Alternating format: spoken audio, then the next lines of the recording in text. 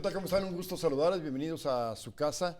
Hoy, pues sí, hay un hilo conductor que es más que evidente, que tiene que ver con el deporte, desde lo más alto del olimpismo a lo que es el deporte popular con una labor social realmente destacable, pero también el arte, amantes, ya lo hemos expresado, del teatro, del mejor teatro que se hace en muchas partes del mundo, lo tenemos como privilegio en México y hoy una representante justamente de lo que es una primera actriz, ya van a ver de quién se trata, así es que esa mezcla creo que va a resultar sumamente interesante. Vámonos a 1968.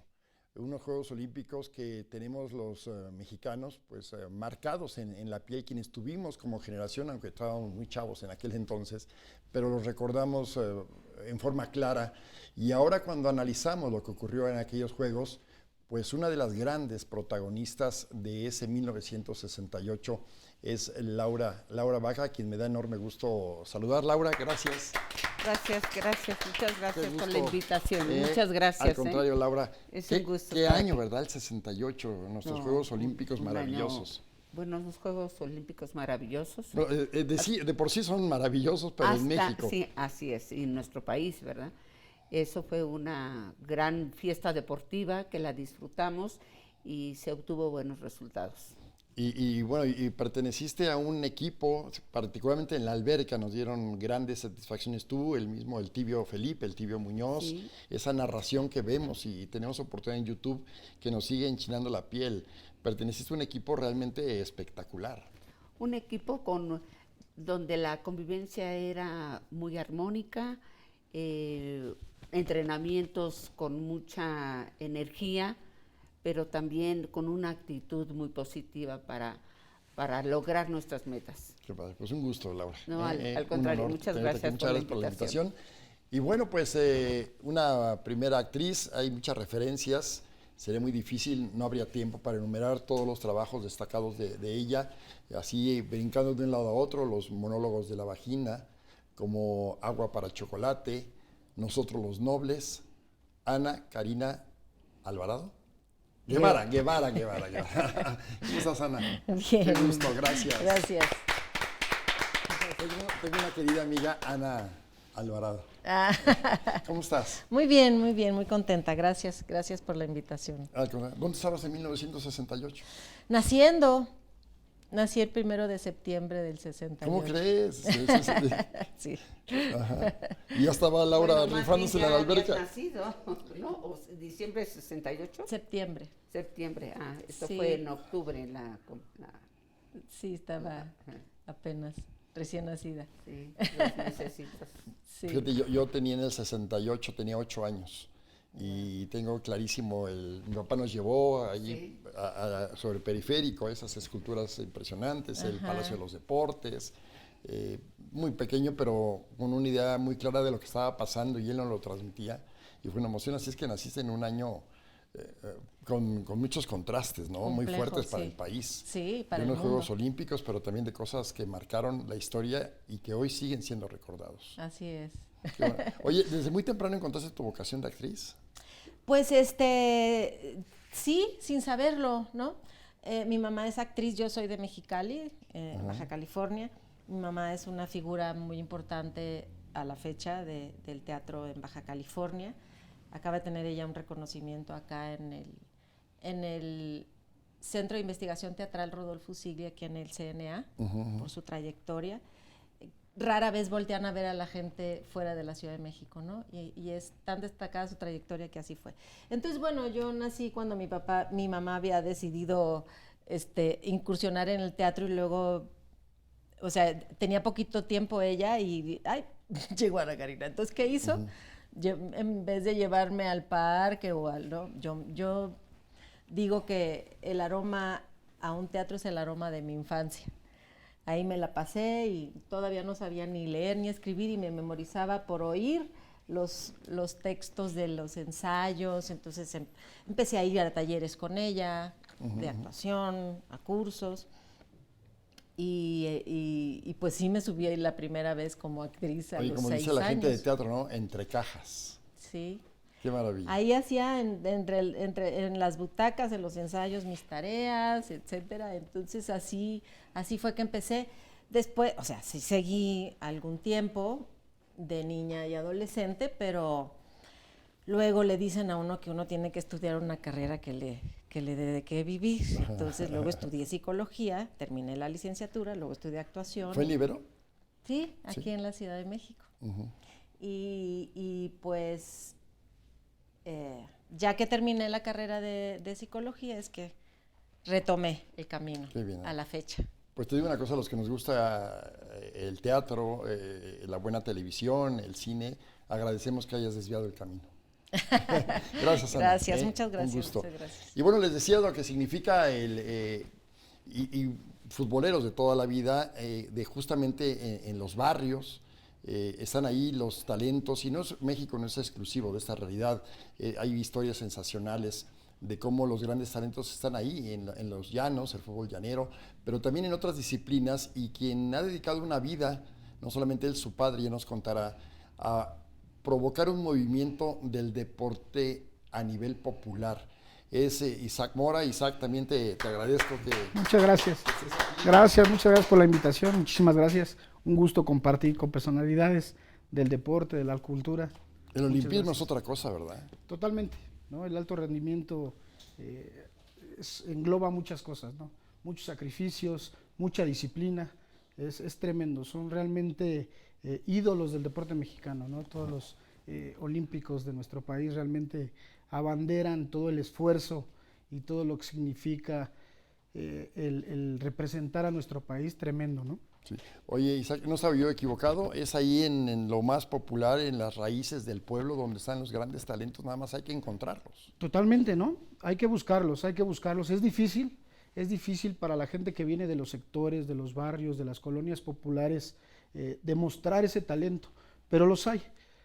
Lo que sí es que necesitan el apoyo, ¿no? El apoyo de autoridades, el apoyo de los padres de familia, y darles la oportunidad de que a través de su esfuerzo puedan demostrar que tienen el talento. Pero sin duda alguna lo hay. El talento en nuestro país hay en todas las disciplinas deportivas, lo hay en la cultura, lo hay en cualquier ámbito, ¿no? Uh-huh. ¿Tu papá fundó este movimiento que hoy sigue siendo una realidad? Sí, hace 18 años surgieron los Juegos Nacionales Populares. Te cuento rápido, yo fui futbolista, participé en fuerzas básicas del Club América en algunos años. Después... Te necesitábamos, no sé para qué te saliste. Mira, había que darle oportunidad a algunos otros, ¿no? Dale. Pero después, por el fútbol también pude estudiar una licenciatura.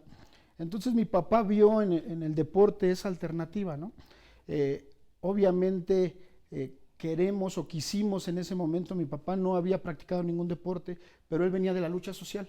Él había formado parte de lo que fueron los chavos banda de los Panchitos, no sé si recuerdan aquel Santa movimiento Fe, ¿no? Que surgió en la zona poniente, Tacubaya, Santa Fe, y tuvo ese contacto con todo aquello que fue los Panchitos, ¿no? ¿Fue finales de los 70s, 80s? Sí, totalmente, uh-huh. ¿No?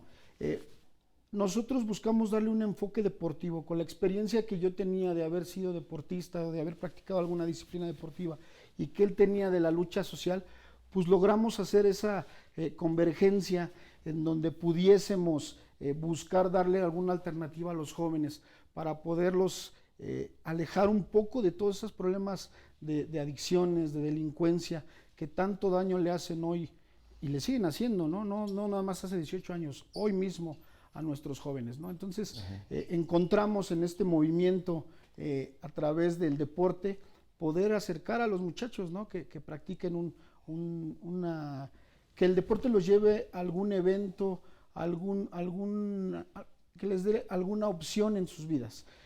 No tanto en el alto rendimiento, porque para eso hay federaciones, para eso hay algunas otras organizaciones.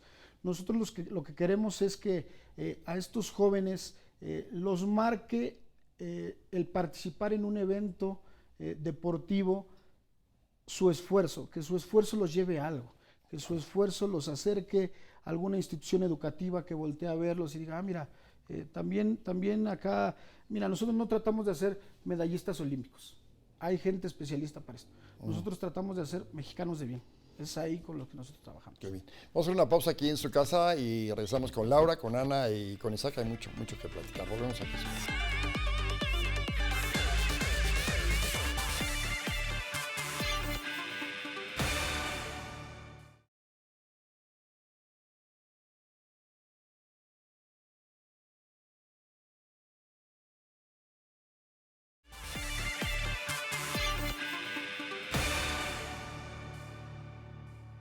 Laura, a diferencia del caso de Ana, de una mamá actriz, que en mucho puede ser motivo de que alguien emprenda el mismo camino, ¿en tu casa había algún antecedente de algún atleta así de alto rendimiento? Bueno, mi papá siempre practicó deporte desde muy joven. Jugó fútbol americano, jugó con los Burros Blancos, Reserva del Atlante, frontenis, Mister México, en abdominales. Bueno, era... ¿Tu papá? Sí, mi papá fue. Entonces, él nos enseñó a nadar por seguridad a todos mis hermanos. ¿Cuántos tienes? ¿Cuántos hermanos? Somos 5 mujeres, 2 hombres. Ándale. Bueno, pues aquel entonces se acostumbraba O sea, a tener... tu papá hacía de todo. Sí, de todo, exactamente. Y grandes familias, Grandes familias. ¿verdad? Pero sí, yo me inicié en la natación gracias a él, porque él hizo que me enamorara de la natación. Nunca me presionó para que yo compitiera, nunca, sino él me decía, lo que vayan a hacer, háganlo lo mejor posible. Si no, ya después de que aprendan a nadar, escogen el deporte que ustedes quieran, pero háganlo lo mejor. Entonces de ahí salió el amor por el deporte, por natación en especial a mí. ¿Algún otro de tus hermanos, hermanas? Sí, dos hermanos estuvieron en alto rendimiento, pero hasta centroamericanos. Los varoncitos, Salvador y Juan Martín. Y yo fui la única terca, muy apasionada. No, pero qué orgullo para tu papá, ¿no? Pues sí. Y para tu familia. Sí, para mi familia. Todos aprendieron a nadar, pero la que se dedicó con más fe y ahínco fui yo. Fuiste tú. Oye, Ana, ¿tú qué referencia tienes así fuerte del trabajo de tu mamá? Un trabajo de ella que digas especialmente cuando la vi en tal momento, en tal obra, en tal expresión artística, fue a lo mejor como el chispazo que necesitaba tu vida para... Yo la recuerdo, es una actriz muy potente en muchos trabajos, La Casa de Bernarda Alba, La Noche de los Asesinos, La Malinche, recuerdo varios.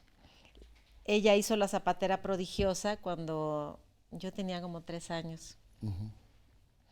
Y me acuerdo de ciertas cosas. Y años después terminé yo la carrera y me tocó hacer La Zapatera Prodigiosa. Yo tenía 24, punto.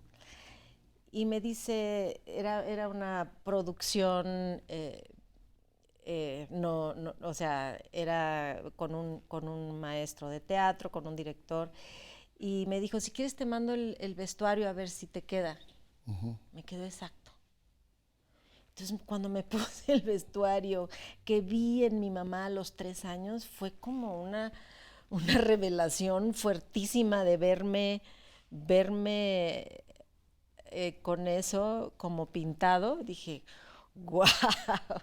¿No? Sí, son muchas las referencias que tengo de su trabajo. ¿Tú reconociste, Isaac? A mí también el fútbol me encanta. Soñé con ser futbolista profesional, pero fui muy honesto y sabía que no iba a llegar a ninguna parte. ¿Tú fueron falta de oportunidades o reconociste falta de cualidades a ese nivel para llegar al profesionalismo? Mira, hay que reconocerlo. Es la tarde de desahogarnos, totalmente. De soltar todo. Yo lo he platicado con mi esposa, ¿no? Realmente no me alcanzó, no me alcanzó. Era muy bueno en el barrio, era muy bueno en la colonia. Tuve participación, fui medallista olímpico, medallista en Juegos Nacionales, en Olimpiada Nacional, fui medallista en Universiada, pero ya para ser futbolista profesional es más complicado, ¿no? Es más complicado. A mí nadie me pidió dinero, porque es la excusa de muchos, nunca me lesioné la rodilla, no pasó eso. Realmente en algún momento no me alcanzó, no me alcanzó el talento o no me alcanzó la disciplina, algo faltó, algo falló. Pero sí me dio el fútbol para poder estudiar mi licenciatura, por ejemplo, ¿no? Sí me dio el fútbol para poder después poner una escuela de fútbol, canchas de fútbol, o sea, sí, después me dio para muchas otras cosas. O sea, finalmente sí te dio el fútbol. Claro, totalmente. Al final de cuentas, esto que hoy hacemos con Juegos Nacionales Populares viene por todo lo que aprendí como deportista, ¿no? Pero sí, realmente, los años que viví en América fueron para mí maravillosos, ¿no? Me tocó compartir cancha con Ochoa, por ejemplo, Guillermo Ochoa, mientras yo entrenaba en las canchas de fuerzas básicas, estaba en primer equipo Cuauhtémoc Blanco, Germán Villa, Isaac Terrazas, todo este grupo de ídolos de América, ¿no? Entonces, esas experiencias no me las quita nadie, esas vivencias. Pero sí, también me di cuenta en algún momento después que salí a América, fui a jugar 6 meses a Pumas, después me fui 6 meses a Puebla, y en algún momento me llegó el ofrecimiento de la Universidad del Pedregal. Me dijo, te damos beca al 100%, vente para acá. Y tomé la decisión de decir, a ver, mejor enfoco esto que el talento que tenía para prepararme, ¿no? Claro. Ana, Laura, cuando uno ve a un hijo nadar, yo soy enemigo, y pasa mucho, del hijo que toca el piano, y ya casi lo comparan con Chopin. ¿Hubo alguien externo a tu familia que dijo, es que Laura sí tiene el talento lo suficiente para llegar muy lejos? ¿Sí existió esa persona en el camino que, más allá de ser una buena nadadora, como te decías que tu papá lo hizo por seguridad, como muchos lo hacemos con nuestros hijos, que dijo, va más allá de nadar normal, vaya? Bueno, mi papá. ¿Tu papá? Mi papá le dio seguimiento, yo aprendí y vio que me gustaba, y él se documentó, estudió y empezó a enseñarme los 4 estilos. ¿Tu papá? Sí, mi papá. Porque se dan casos, ¿no? Se pensaba en las Williams, ¿no? De las tenistas, pero hay veces papás muy, muy duros, ¿no? ¿Era duro él? Muy exigente, era muy metódico, y me gustó porque siempre estaba con alguna novedad y bueno, yo absorbí todas sus enseñanzas y eso me llevaron a tener buenos resultados. Empezar a ser campeona nacional, después centroamericana, después participé en los Panamericanos como finalista y ya. Pero pues, fue tu papá. Fue mi papá. Ya, bueno, ya cuando yo fui seleccionada para la Olimpiada, yo ya me incorporé al Comité Olímpico y ya teníamos entrenador como que fue Ronald Johnson y Nelson Vargas. Ana, el tener una mamá actriz, ¿no implicaba para ti el tema es, o las comparaciones, o que vieras demasiado alto a tu mamá y que dijeras, a lo mejor no voy a llegar a realizar un trabajo como el de ella? ¿No implicó como un reto o una losa pesada? No creo. Lo que pasa es que ella se dedicó a la actuación y se preparó, incluso vino a la Ciudad de México a estudiar en el IMBA en veranos intensivos y nos traía a los 3 más chiquitos. Nosotros somos al revés que ustedes, 5 hombres y 2 mujeres. Y entonces nos traía a los más chiquitos mientras ella se preparaba, luego vino a tomar cursos de dirección, etcétera. Y ella decidió también, porque alguna vez venimos a presentarnos en una obra donde ella era protagonista y yo hacía un papel, era una niña, un papel pequeño, y a ella le decían que por qué no se quedaba acá, ¿no? Ella decidió su familia y seguir de otra manera el teatro, y yo lo decidí como una prioridad en mi vida en la Ciudad de México. Entonces, pues es como otra historia, ¿no? Muy, muy diferente. Pero lo que puedo rescatar con respecto a lo que también le preguntas a Laura es la mística teatral que me inculcó mi mamá, ¿no? Más allá de una comparación, ella me puso el ejemplo cuando hice audición entre 14 niños ahí en Mexicali para participar en El Principito, y la única niña que audicionó fue la seleccionada. No tenía nada que ver ahí mi mamá en esa selección, y ella hizo el papel de la serpiente, un poco para estar acompañadas, porque fue un proyecto, en ese entonces el gobierno del estado apoyaba muchísimo el teatro. De hecho, se construyó el Teatro del Estado, que es uno de los teatros más importantes en Latinoamérica, el mejor equipado, etcétera. En ese entonces, o sea, me tocó estar como estrenarlo, pues, en 70 y... ¿Qué hubo? 78, 70 y por ahí. Y ella me decía, tú no te desbalagues, tú tienes una responsabilidad, que es una obra de teatro que dura más de 2 horas.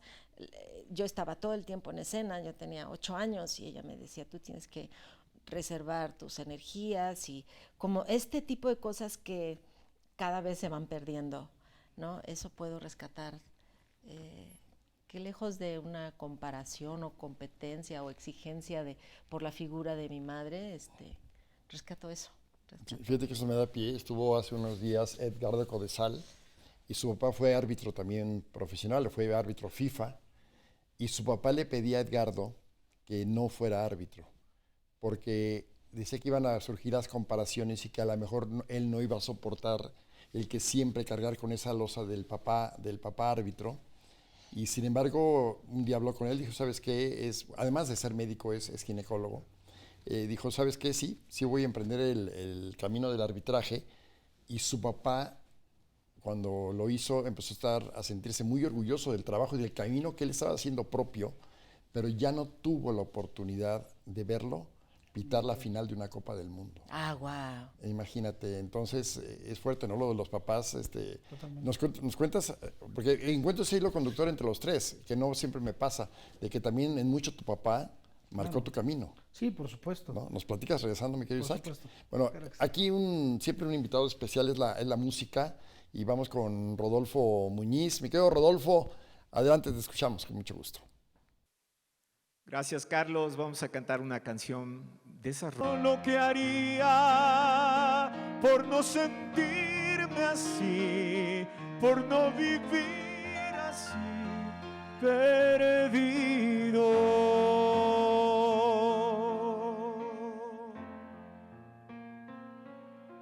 Procuro olvidarte, haciendo en el día 1000 cosas distintas. Procuro olvidarte, pisando y contando las horas caídas. Procuro cansarme, llegar a la noche apenas sin vida. Y al ver nuestra casa tan sola y callada, no sé lo que haría. Lo que haría porque estuvieras tú, porque siguieras tú conmigo. Lo que haría por no sentirme así, por no vivir así, perdido.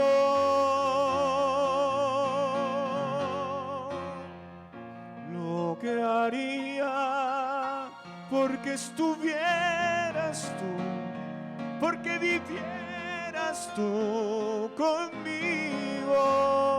Lo que haría por no sentirme así, por no vivir así, perdido.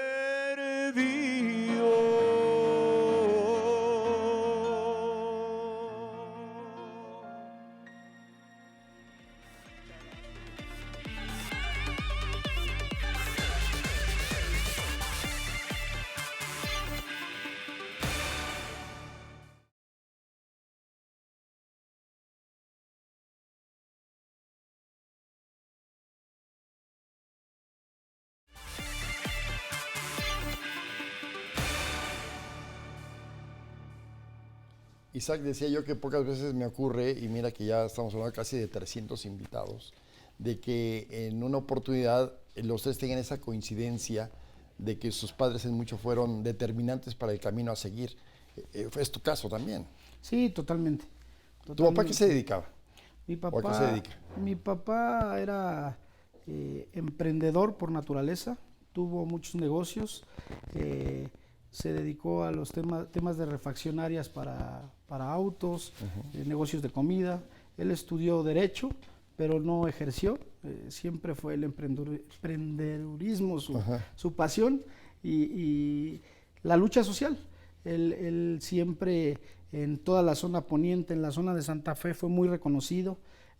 Todas las autoridades realmente antes de ir a cualquier elección pasaban a verlo para ver si iban a tener su apoyo, para saber si iban a tener ese acercamiento con la banda, con el barrio, que mi papá los representaba, y siempre exigente, ¿no? Siempre defensor de los derechos de la vecina, del vecino, del que necesitaba apoyo, del que necesitaba que le pavimentaran, del que necesitaba que le arreglaran su luminaria, del que necesitaba desasolve en casa. Siempre fue un líder muy reconocido en toda la zona. Y después, pues en el deporte, ¿no? Entonces, sí, para mí es un referente total, es mi orgullo, ¿no? Y el ahora que siga todo esto por lo que él luchó y por lo que él trabajó, pues para mí es muy importante, ¿no? ¿Cuál es el nombre de tu papá? Pepe Mora, ese era su nombre de batalla. ¿Así, Pepe Mora? Pepe Mora, ¿no? En todos lados así lo conocen, José Mora Pérez, pero Pepe Mora es como lo conocen desde la presidenta, lo conoció, Claudia Sheinbaum le entregó un premio cuando fue jefa de gobierno aquí en la Ciudad de México, como uno de los principales promotores del deporte, ¿no? Lo conoció Daniel Aceves, lo conoció muchísima gente del deporte, muchísimas autoridades, pero también lo conoció el deportista más humilde de Parral, Chihuahua, de San Cristóbal de las Casas, de muchísimos municipios de todo el país, ¿no? Muy bien. Laura, por supuesto nos ubicamos y centramos la atención en los Juegos Olímpicos, el 68 y luego todavía Múnich, 72. Así es. Alemania. Alemania, sí. Pero en el Inter, ¿qué hubo? O sea, para llegar a unos Juegos Olímpicos y preparar un ciclo olímpico, ¿qué competencias antecedieron al 68? Bueno, sí, participamos mucho en Estados Unidos, siendo una potencia en natación y cercano a México.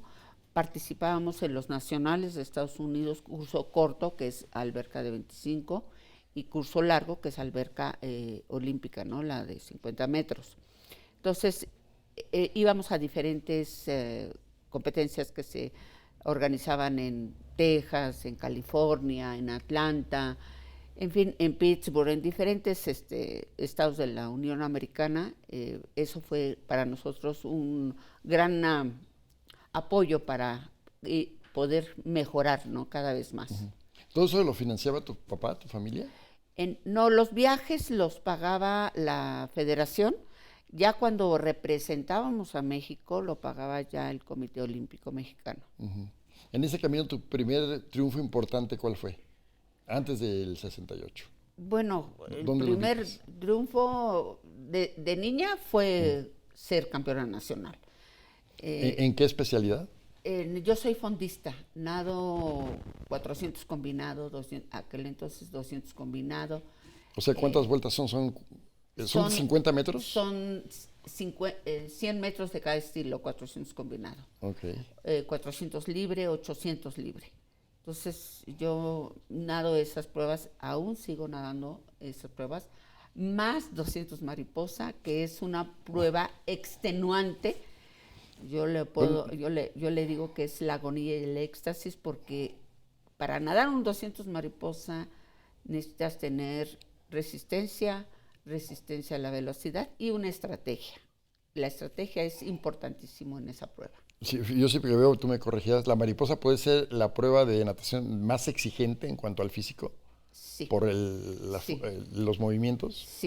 Sí. El 200 mariposa, yo después diría que es 400 combinado, porque son cambios de estilo y cambios de ritmo. ¿Pecho también? Sí, ¿no? yo soy especialista en los dos estilos. Nada más de imaginarlo me cansé. Oye, Ana, así como lo mismo que le pregunto a Laura, y mencionaba yo así a bote pronto, por supuesto hay muchas más, tú nos dirás, hablaba yo de agua para chocolate, hablaba de los monólogos de la vagina, en fin. ¿Cuál fue el primer trabajo de jovencita que dijiste, hoy es el más importante y de aquí para adelante? El trabajo que me marcó fue Cada quien su vida, que fue para mí como el primer trabajo como en las grandes ligas. Ese no hizo, Héctor Bonilla no hizo, ¿sí? Es en ese montaje, Mira. 1990 y poquitos, no recuerdo bien, pero sí estaba Héctor Bonilla, María Rojo, Carmen Salinas, Margarita Isabel, Alfredo Sevilla, Qué elencazo. Alberto Estrella, sí, Adriana Roel. No. Para mí fue como un parteaguas. Fue fuerte porque la obra se desarrollaba, la presentábamos en el Salón México.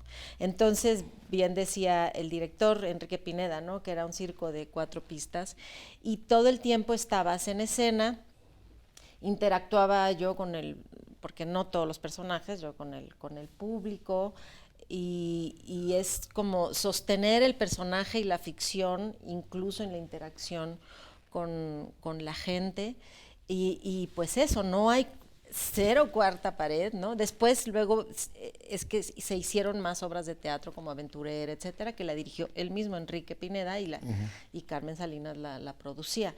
Pero como creo que ese también fue un parteaguas en el género, ¿no?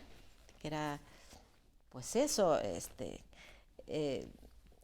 la orquesta de Chuy Millán y Acerina, y, o sea, todo en vivo, ¿verdad? Como venía gente de todo México y de todos los estratos sociales a ver este fenómeno que fue Cada quien su vida.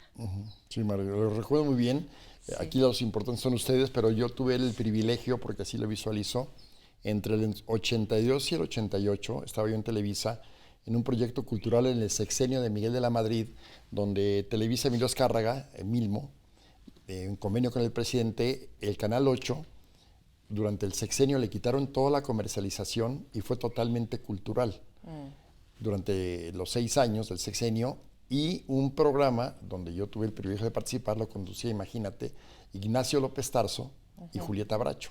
Wow. Entonces, cada 8 días dedicábamos el programa completo a una obra de teatro, y se hacían las semblanzas de los actores, fragmentos de la misma, y había un debate de los actores con Carlos Enrique Taboada, que era un crítico excepcional, y fue cuando tuve la oportunidad de tener contacto con toda la gente que mencionaste, y que atesoro ese momento. Así es que qué padre que ese haya sido parte de tu inicio.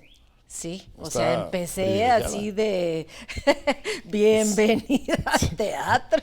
Claro, bienvenida al teatro. Sí. Isaac, lo mismo que les preguntaba a Laura y a Ana, el momento cuando dices, este es el camino, o sea, sí tu formación académica, sí el fútbol, pero ¿en qué momento dijiste, me voy a ir por aquí? Porque ¿cuál es ese momento en lo que hoy haces, si es una realidad como forma de vida?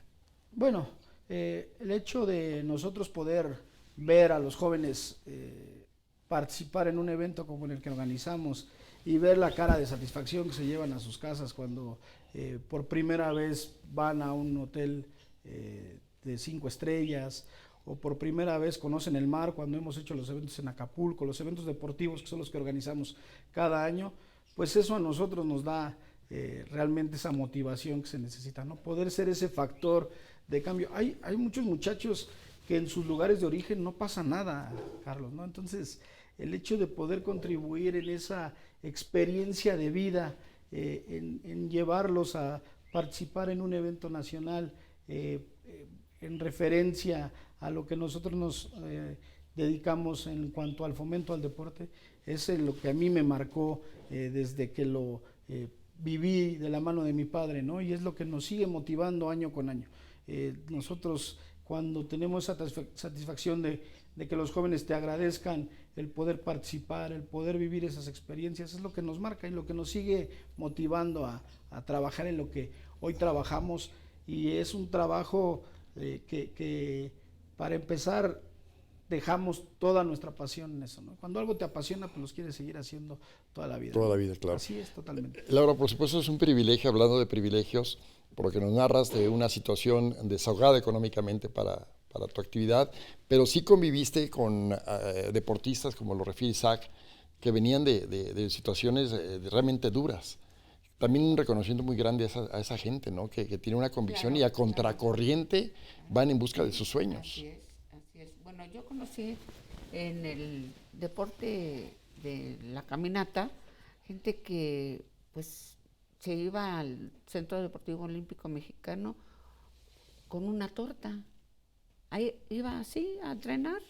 Entonces, pues realmente fue mucho sacrificio lo que hacían, pero yo fui afortunada porque, bueno, mis padres me apoyaban, ¿no? Dentro de lo que podían, para que yo pudiera estar bien, mis trajes de baño, en fin, todo lo que implicaba la preparación alrededor de la natación, pues... Que no es pecado ni quita méritos, ¿no? Que hayas tenido esa condición. No, O sea, qué bueno que la tuviste. No, pero más admirable a las personas que aún así han luchado o salieron adelante y obtuvieron muy buenos resultados deportivos. Es admirable, ¿no? La verdad yo sí los admiro mucho y digo, bueno, pues sigo sintiendo afortunada, ¿no? Claro. Pero sí hubo gente de atletismo que conocí que la pasó no muy bien. Pero dominan esos casos, ¿no, Isaac? Sí, De totalmente. gente que viene de abajo. Totalmente. Yo creo que por cada historia de éxito de un muchacho que salió del esfuerzo, hay muchas historias que se quedaron ahí, ¿no? Hay muchos jóvenes que no llegaron y que pudieron haberlo hecho, que no tuvieron el apoyo, que a lo mejor los padres de familia no tuvieron para poder comprar los uniformes o pagar el transporte, que no consiguieron tocar la puerta adecuada de la autoridad adecuada, ¿no? Entonces, tristemente no todo el talento llega a donde debería. Sí, ¿cuánto de llegar. talento se pierde, ¿no? en el Muchísimo camino? talento. Te digo, ponte a pensar, Carlos, por cada muchacho que sale, por cada medalla de oro que escuchamos que se consigue por el esfuerzo, porque son esfuerzos individuales realmente, ¿no? Por esos esfuerzos, ¿cuántos no se quedan allá abajo, ¿no? ¿Cuántos no lo lograron, no lo consiguieron? Vamos a hacer una pausa, regresamos con Ana, con Isaac, y yo ahí, si me permites, con todo respeto, yo le colgaría otra medalla a tu papá, de los que ya nos dice, porque si él no ha detectado o no ha inculcado eso en ustedes, no hubiera sido tu historia la que es. Sí, así es. No, yo estoy muy agradecida con la vida, con mis padres, Sí, claro. que apoyaron a cada uno de nosotros como pudieron, pero 7 hijos, 2 perros, 2 muchachas, y papá y mamá. Ajá. O sea, era todo un equipo. Qué maravilla. Un equipo, y la verdad, pues sí, doy gracias a Dios a la vida, ¿no? Claro. Bueno, regresamos aquí a su casa con Laura, Ana e Isaac.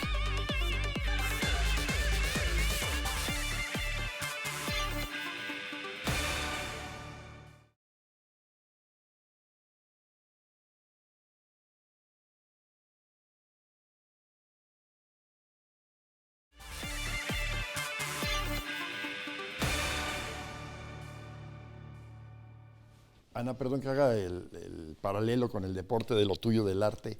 También debe haber muchos hombres, mujeres, niños, niñas que tenían el talento o no fueron apoyados o no les detectaron e impulsaron justamente esa virtud. Sí, sí, yo creo que tanto en el deporte como en la actuación, pues es una carrera de resistencia, de tenacidad. Hay gente que se queda en el camino, hay gente que ahí sigue en la lucha y siempre buscando la oportunidad, ¿no? Sí, es como una incertidumbre porque, bueno, ahora yo volteo para atrás y digo, ok, todo estuvo bien. De pronto, cuando vas caminando, transitando por tu carrera, que tuviste un trabajo, pum, acabó. Y puede pasar un mes o un año o 2 sin un siguiente trabajo. Claro. Ahí es donde entra el cuestionamiento, porque uno siente que ahí quedó la carrera, ¿no? Y eso, el hacerte amiga de la incertidumbre, de la inestabilidad laboral, económica, porque esa es la constante, ¿no? Y aún así, seguir, creo que eso se lo puedo aplaudir a mis compañeros que siguen, ¿no? Que hemos seguido ahí, que de pronto sacas un poquito la cabeza y dices, ok, ahí voy, y de pronto entras en el anonimato o en el olvido y vas, vienes, ¿no? Uh-huh. Sí, creo que hay mucho talento, hay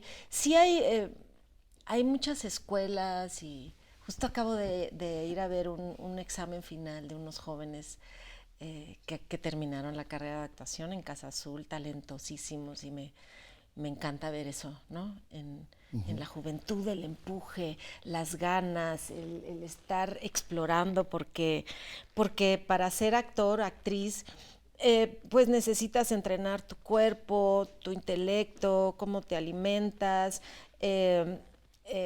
cultivarte, leer mucho, la memoria, el físico, ¿sabes? Es como y estar al mismo tiempo muy abierto y sensible y ser empático con quienes te rodean, porque eso te alimenta, ¿no? Estar muy en contacto con tus emociones y las emociones de los demás, ser muy observadora del comportamiento humano, de las diferentes personalidades en general, ¿no?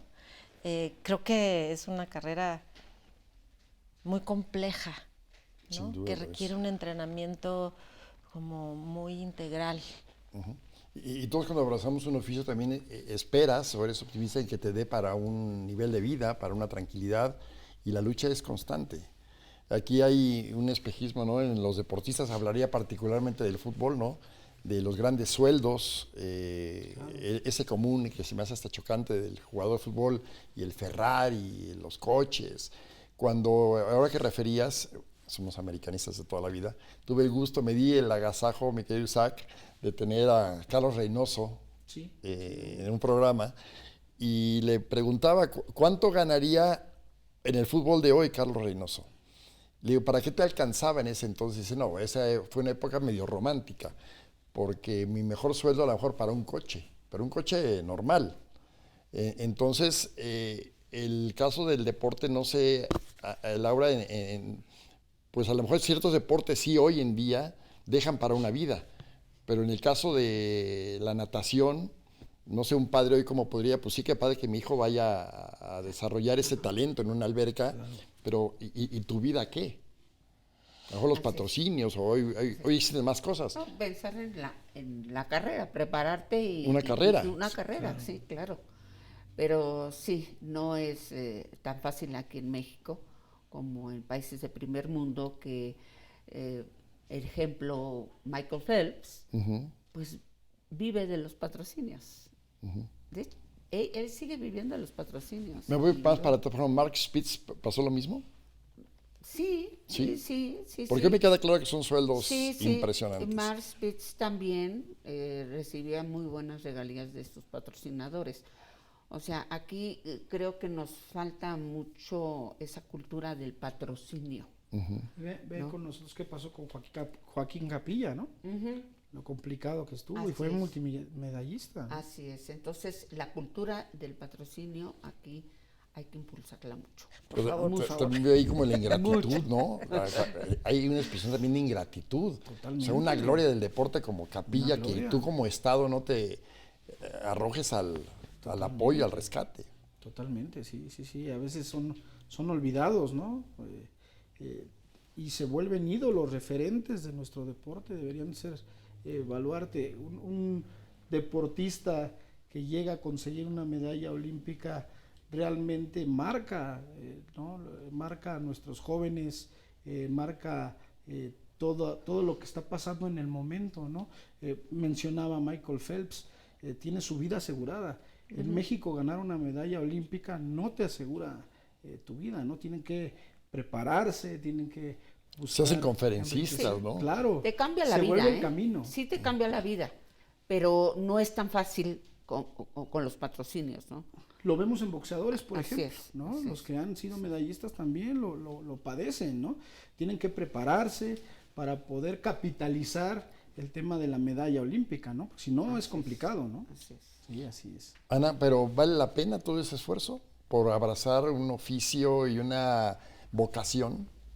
Totalmente. A pesar de las subidas y las bajadas, que hay veces las pendientes se ven pronunciadísimas. Sí, interminables. Sí, porque Sí, deja tu pronunciadas, interminables. sí, siempre he dicho, si a mí me dijeran, mira, en 3 meses vas a tener trabajo. Entonces, bueno, ok. Entonces ya me organizo, pero no sabes cuánto va a pasar, repito, sin trabajo, ¿no? Ajá, entre un proyecto y otro, ¿no? Entre un proyecto y otro. A veces estás haciendo 3 cosas al mismo tiempo y a veces pasa esto, ¿no? En lo personal, otra cosa que es importante es el trabajo personal, ¿no? El trabajo de autoconocimiento, de estar en ti, que encuentres en ti misma, en ti mismo un lugar seguro, más allá de la incertidumbre externa, porque te puedes neurotizar, te puedes frustrar muchísimo.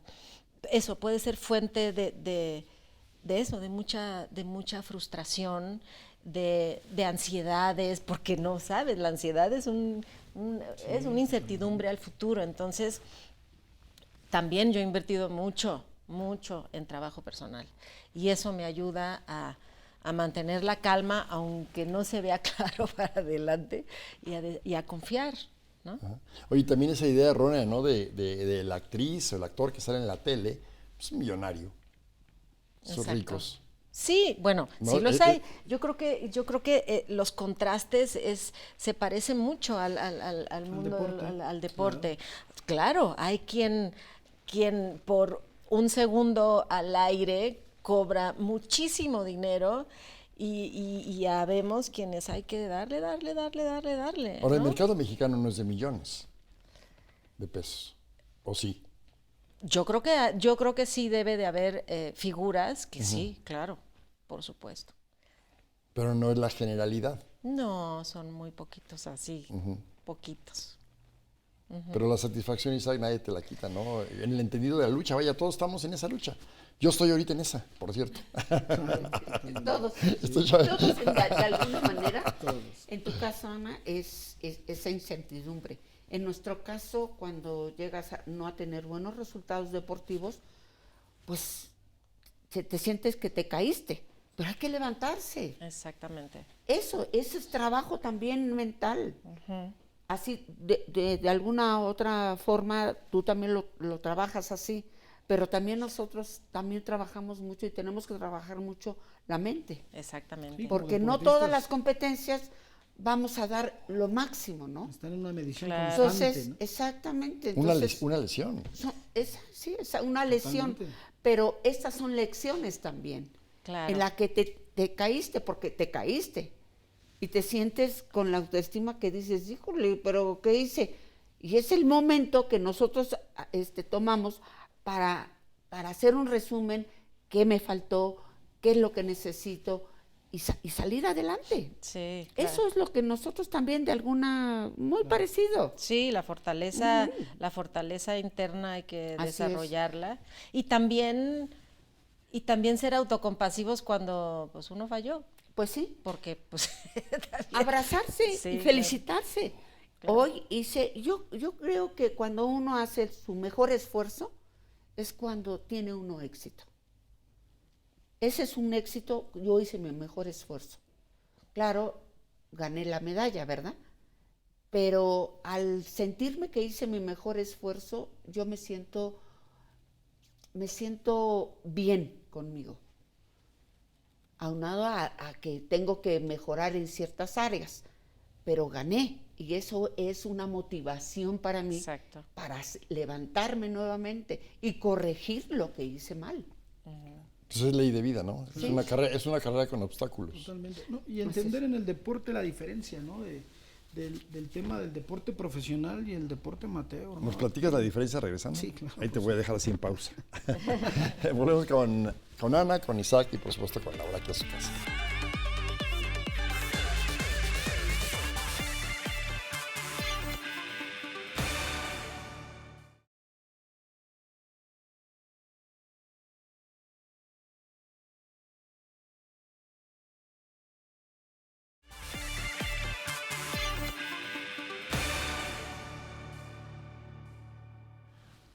A ver, estimado Isaac, la diferencia, hablabas del profesionalismo y el deporte amateur.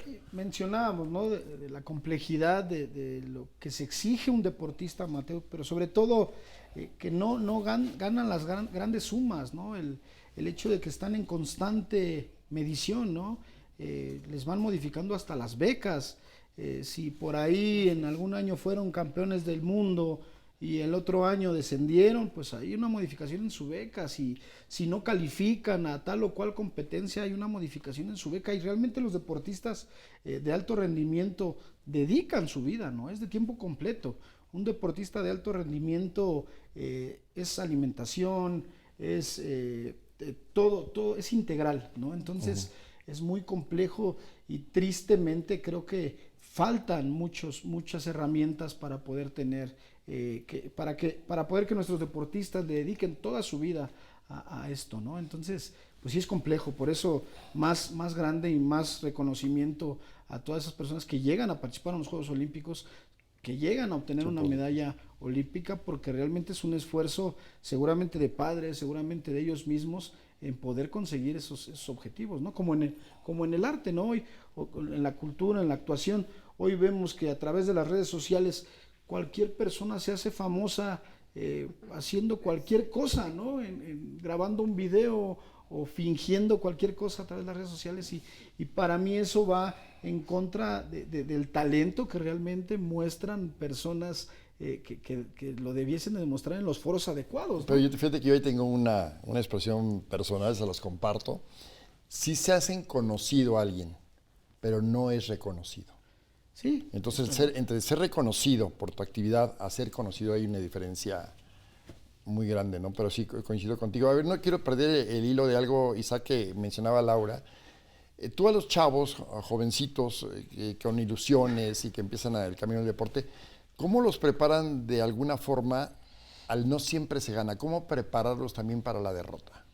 Sí, no es sencillo, ¿eh? Aquí yo escuchaba justamente a Daniel que estuvo contigo, que deberíamos de tener en las escuelas una clase de prepararlos para el fracaso, porque claro, a todos nos toca fracasar, ¿no? En algún momento de nuestras vidas.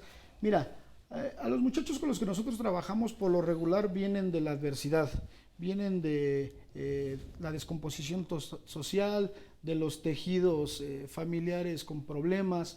Entonces, para ellos el participar en un evento deportivo realmente ya es ganar. Ya la competencia pasa a segundo plano. Te digo que no es el mismo objetivo que un competidor de alto rendimiento. Acá los muchachos algo que no me dejará mentir Laura, ir a una competencia como la que a un torneo nacional, los muchachos van y se meten a la alberca, por ejemplo, algo que estaría completamente prohibido para un deportista de alto rendimiento que va a una competencia buscando un objetivo, ¿no? Acá ellos van, tienen su competencia, pero buscan un espacio y ya los ves ahí en la alberca distrayéndose, porque de donde vienen es muy complicado que lo puedan hacer, ¿me entiendes? Entonces, ellos realmente buscan vivir la experiencia de tener una participación así. No es tanto la competencia deportiva. Sí, hay talento y al final de cuentas es una competencia y va a ganar el mejor. Y el muchacho que mejor se prepare o que mejor entrene, pues va a ser el campeón.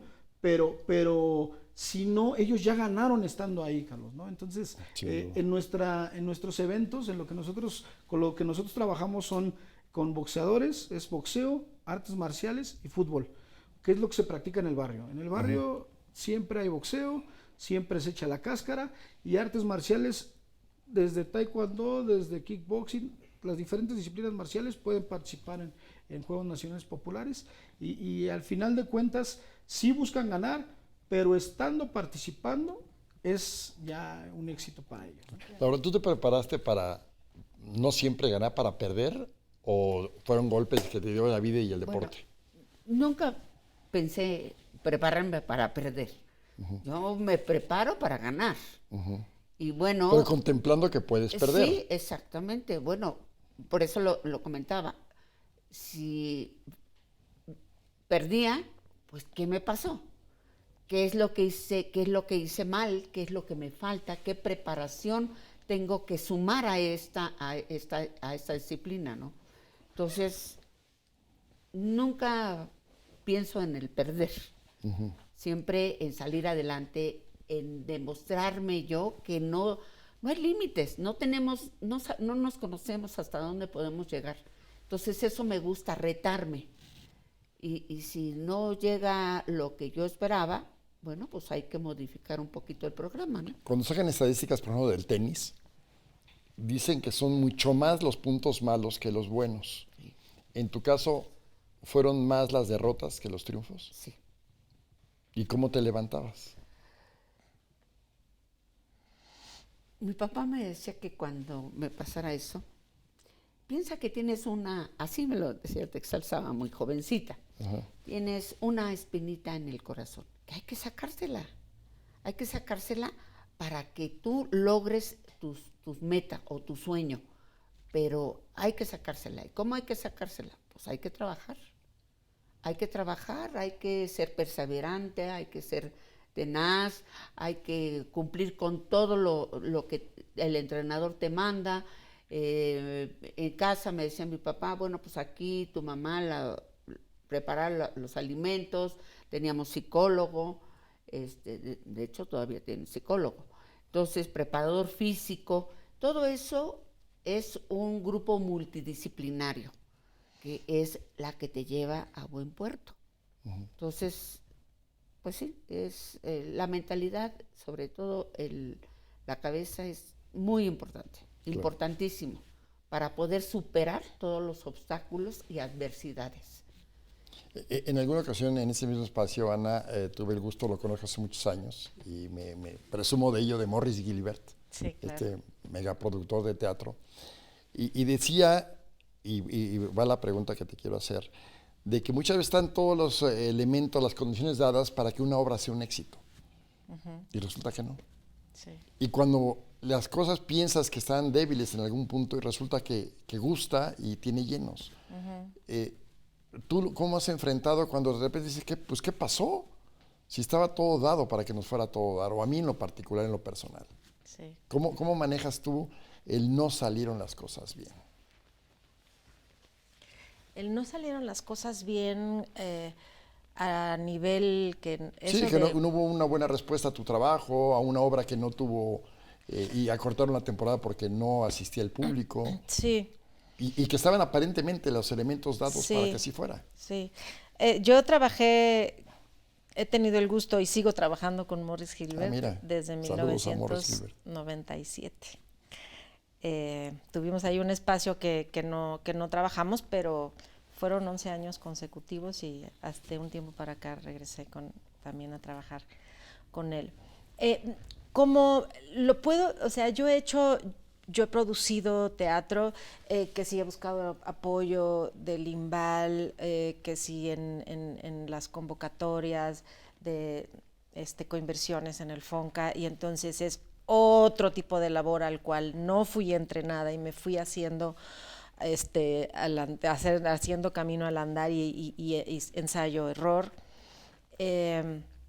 últimamente las producciones que ya he hecho, por eso digo, por favor, el patrocinio, porque he producido teatro junto con Pilar Bolívar, que tenemos nuestra pequeña compañía productora, y pues es con dinero de nuestra bolsa. Entonces, pues se toma un riesgo y a mí no me sobra el dinero, ni a ella tampoco, ¿no? Pero es por las ganas de hacer lo que queremos con el equipo que queremos y decir lo que queremos.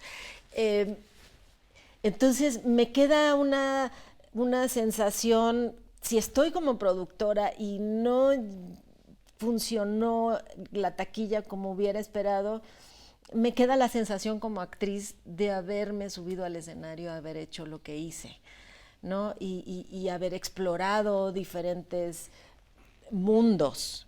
Entonces, puedo, pues sí, medio raspada en el bolsillo, pero la satisfacción sigue existiendo, ¿no? Así lo puedo decir, cuando es uno contratado y las cosas no salieron afuera, pues está como un poco fuera de mis manos, ¿no? O sea, yo no tengo la manera de cobijar un proyecto si soy solo contratada como actriz. Eso es como... Claro. Yo lo que trato de, o sea, el éxito o no en el desempeño actoral implica, yo siempre digo que los actores tenemos que tener la piel muy gruesa para vivir lo que vivimos en el mundo exterior de todas estas, si hago 30 castings me quedé en 2, ¿no? Es así, en 2 proyectos y ese es el porcentaje, ¿no? Pero, y al mismo tiempo tener las emociones muy dispuestas para hacer lo que yo hago, ¿no? Entonces hay que estar como en ese equilibrio constante. Que he dicho que fácil se oye. Sí. ¿No? Así platicado es muy fácil, pero el llevarlo a cabo es todo un tema. Sí, y por un lado, sí hay una exigencia en un entrenamiento, en ensayos, en investigación, en la conexión con los compañeros, y por otro lado, ya que estás en el escenario, tiene que haber un cero juicio, ni de si llegué o no llegué a la emoción, de si lo estoy haciendo bien o no, porque entonces te sales de la ficción y la magia se corta, ¿no? Entonces, ya que estás en el escenario, no puedes estar juzgando al compañero, que si ya se equivocó, que si lo hizo, que si no lo hizo, que si está haciendo trampa, ¿no? Fingiendo que está sintiendo. No, tienes que estar en otra disposición casi mística para que la magia suceda. Claro. Rodolfo, te escuchamos con el enorme gusto de siempre. Muchas gracias, Carlos, como siempre aquí gozando de estas mesas bellas.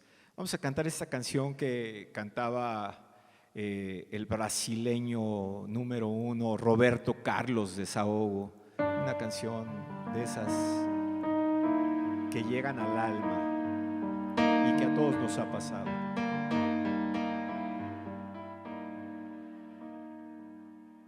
¿Por qué me arrastro a tus pies?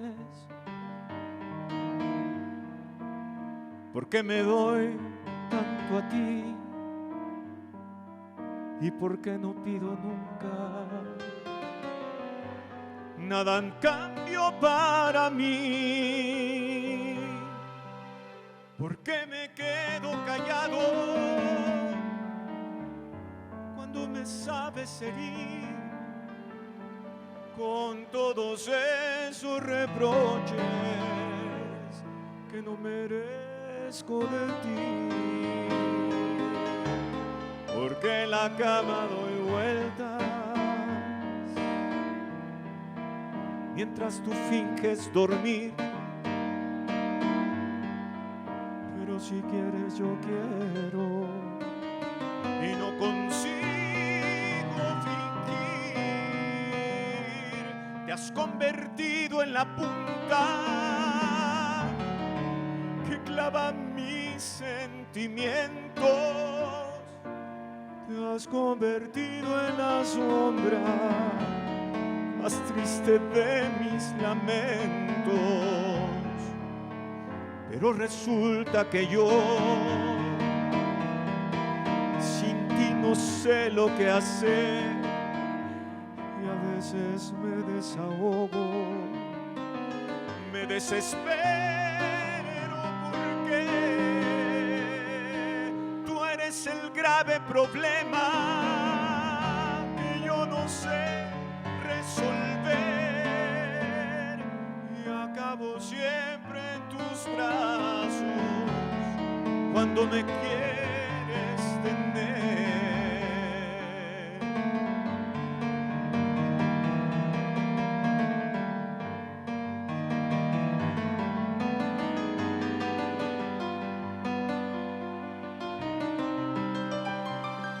Tú eres el grave problema que yo no sé resolver y acabo siempre en tus brazos cuando me quieres tener.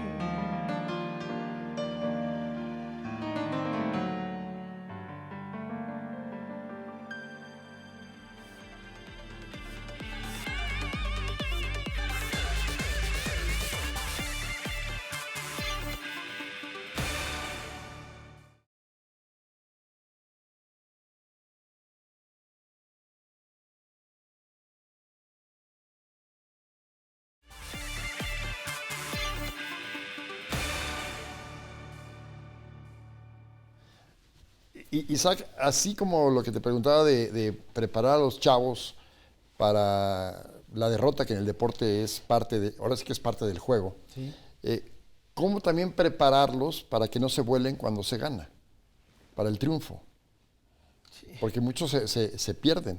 Sí, totalmente. Sobre todo cuando, por lo regular, el modelo a seguir de muchos son lo que mencionabas, ¿no? El futbolista con el Ferrari, con esto y el otro. Mira, al final de cuentas, las disciplinas que nosotros manejamos, que es artes marciales, boxeo y sí fútbol, tratamos de inculcar a través de nuestros profesores. Tenemos capacitadores constantes y permanentes en todo el país, que les llamamos nosotros delegados estatales, muchos cursos y capacitaciones, tanto de entrenamientos deportivos, de integración al deporte, muchos factores ahí para darles un desarrollo integral a los muchachos, ¿no? También ahí la gente que está alrededor de ellos, pues es gente que viene de este trabajo social, de este trabajo